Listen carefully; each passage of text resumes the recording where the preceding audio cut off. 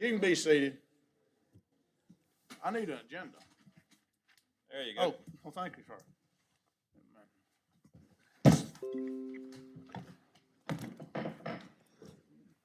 All right, thank y'all for being here today. This is today's special meeting called by the commission.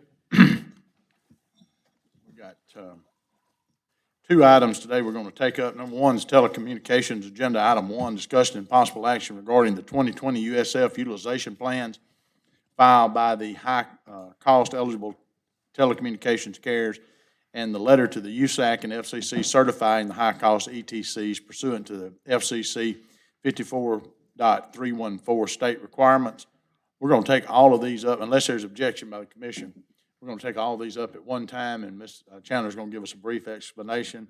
Just for the record, this is docket numbers 2000 AD 40, 2001 UA 198, 2001 UA 451, 2001 AD 573, 2003 UA 165, 2003 UA 457, and 2005 UA 174.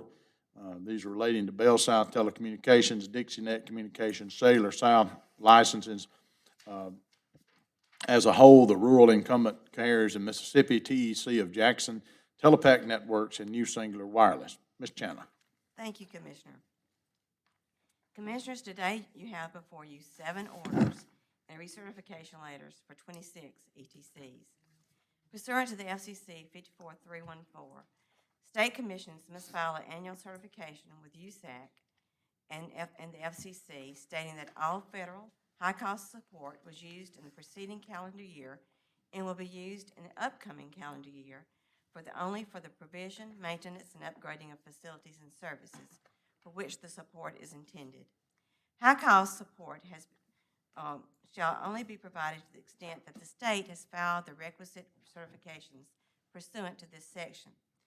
Mississippi high-cost ETCs have provided information to the commission and staff that they have used the CAF support that they are receiving as it is intended and have reached the measurements set by the FCC according to the type of support that they're receiving.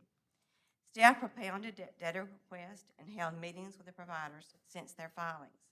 All questions were responded timely and adequately. As a recap of the program, in 2018, Mississippi high-cost ETCs received over $173 million from the high-cost CAF funding mechanisms. And staff estimates that about $135 million is proposed for 2020, and that's subject to the Mobility Fund auction if it occurs. Lifeline providers, including the high-cost ETCs, received over $10 million in 2018. Today, we're going to recap the 5 categories of ETCs and the types of support that they receive in Mississippi. First, we have the price cap carriers, which is AT&T, CenturyTel, Frontier, and Windstream. However, CenturyTel, Frontier, and Windstream are included in the rural exchange companies. And they're receiving Connect America cost model that was established in 2015. All except CenturyTel, who refused their offer of support. This support required 60% by December 31st, 2018, and 80% deployment by December 31st, 2019. It also included a 6-year commitment, which will expire in 2020, but a 7th year may be authorized for them to receive funds by the FCC. We'll know next year if they do that. CenturyTel, like I said, chose to remain on frozen high-cost support until the CAF Phase 2 auction is concluded, which occurred in 2018. CenturyTel's frozen support drastically reduced upon the authorization of bidders in the CAF Phase 2 Auction 9903 in May 2019.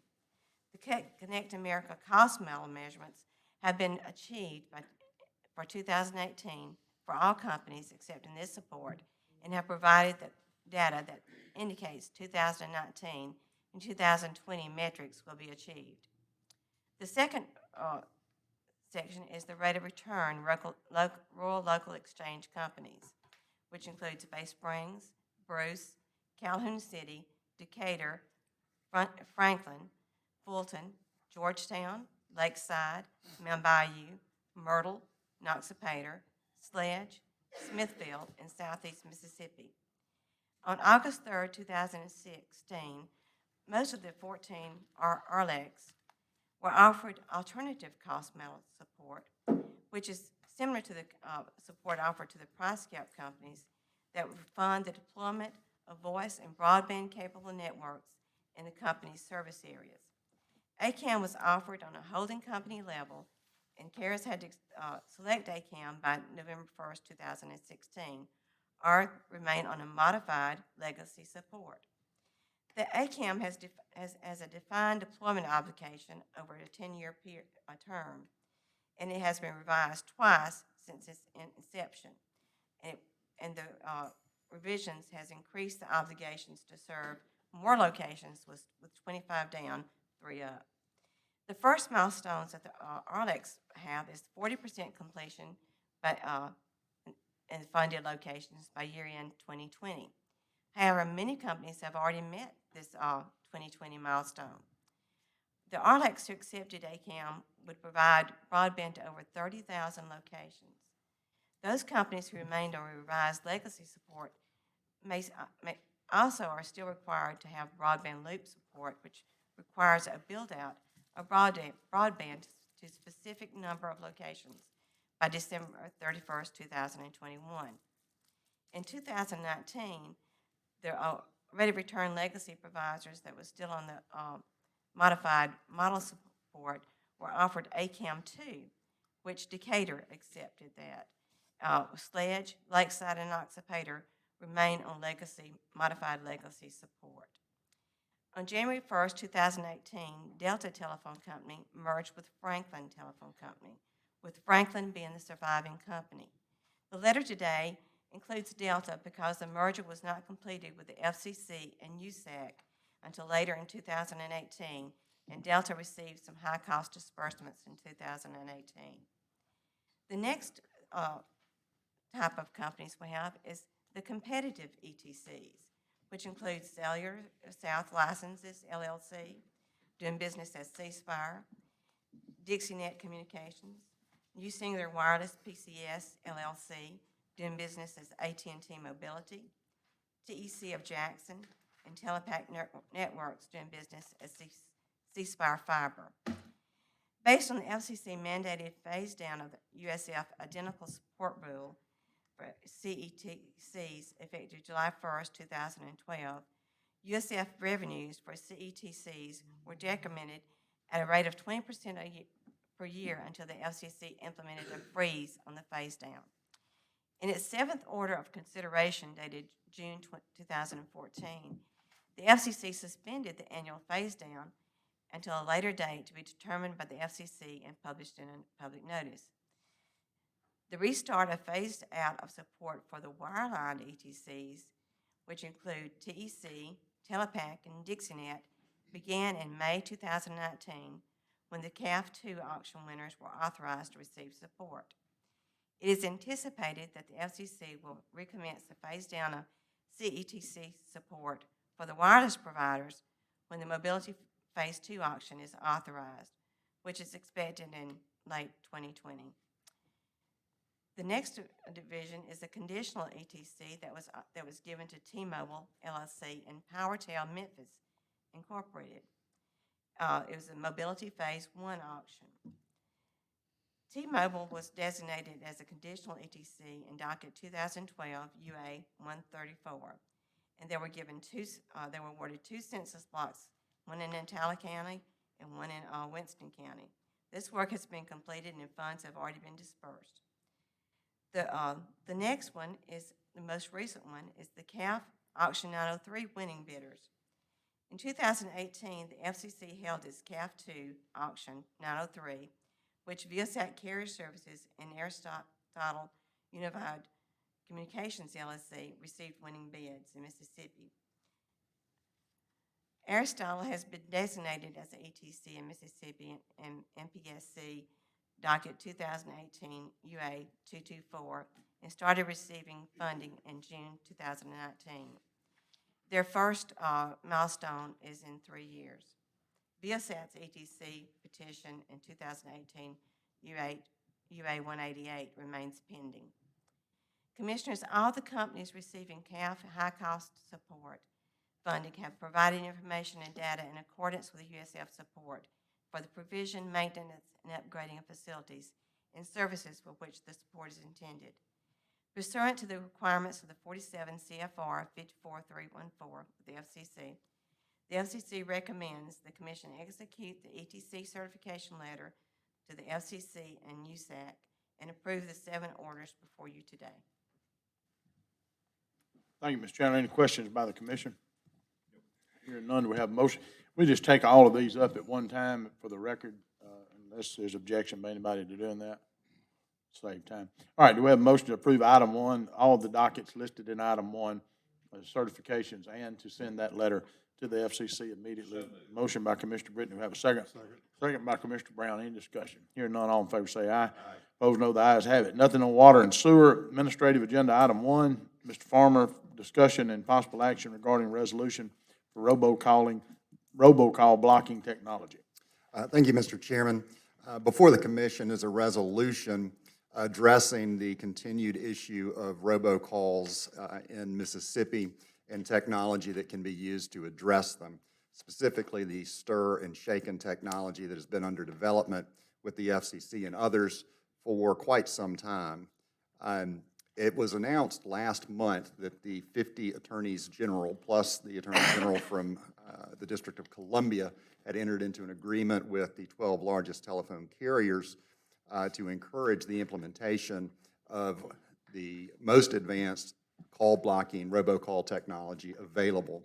This is the Commission's commemoration of that as well, and an encouragement that the telephone carriers who file petitions with us also implement the latest call blocking technology. It goes on to state that when this commission is considering any telecommunication providers filing before this commission, that will be foremost on the commission's mind about whether or not they are implementing the latest technology, in this case the stir shaken technology, but continuing beyond that when we take up those petitions. All right, Commissioner Brown. Thank you, Mr. Chairman, and thank everybody who's involved in putting this resolution together. It seems like a not inconsequential resolution. I don't think it is. I think everybody in this room understands that robocalls are one of the major irritants of people in the United States today. Last year, according to Consumer Reports, there were 50 billion robocalls in the United States, and in Mississippi alone, there were 48 million robocalls in the state of Mississippi. I think the 3 commissioners will all agree we probably get more complaints about that than anything that we talk with people about. We were with a group of 100 seniors yesterday in my office. Mr. Farmer was with us, and that's all they wanted to talk about is how many of these irritating calls they get. We're very happy that our Attorney General Jim Hood has entered into an agreement with the other attorneys general, also with the 12 largest telephone companies, to work on this problem. That does not in itself, though, resolve the problem. The companies have got to be committed to doing this, and the smaller companies, the local telephone companies, have got to be involved in this also. I will be gone in January, won't be able to follow up on this, but I know that Commissioner Presley has had an abiding interest in this matter, and he will be here, and presumably the other new commissioners will be concerned about this also. And it's the intent of this resolution to make sure that everybody understands that even though we don't have broad jurisdiction over telephone companies today, we do have some jurisdiction over some matters that involve telephone companies, and that in every one of those instances where we have to vote on something that affects a telephone company, it is the intent of this resolution to ask the question, what are you doing about robocalls? Have you adopted the new technology? We understand that technology is changing rapidly. We understand that the telephone companies are spending a lot of money with this, but it's costing people a lot of money, and the scams out there as a result of robocalls are costing billions of dollars to the taxpayers and the citizens of this country, and we have simply got to stop it. So that's the intent of the resolution.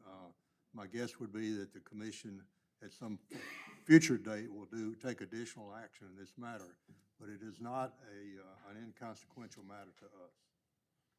Commissioner Britton. And I certainly agree with everything he said, and it's far more than even irritation. I recall meeting a lady at her work, and she looked at me, and you could see the desperation in her face almost, and I did use the word desperation. She said, here I work, and I'm also the primary caregiver for my elderly parents. So anytime that I receive a call on my phone, even if I don't know the answer, if I know who's calling, I may not take it. But if it's from a number that I don't know, I will take it. Because if my parents have a problem that they really need my help and it's serious, they're probably not going to be the one that calls me. And she says she gets so many of those calls, occasionally it is a problem at her work. So this goes far deeper than even just aggravation or frustration or loss of income for businesses. And even yesterday, sitting here, a public service commissioner, I received 4 robocalls yesterday morning. Well, that's not that uncommon. But the 4 robocalls that I received yesterday were from myself. My wife looked at me and said, why do you keep calling? So this is something that is an issue, and it will only be resolved if we work together to do it. So, Commissioner Brown, I certainly agree with you totally, and this is something that needs to be worked on, and as soon as we close one door, another door will open up for them, but it will be a constant vigil that we do need to address.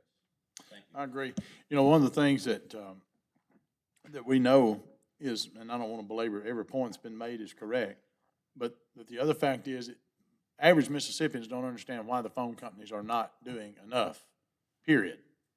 They just don't understand why more is not being done by the very people that are delivering the phone service. Now, I know that the technology is such that it's not necessarily easy, that it's costly, but at the end of the day, they are your customers.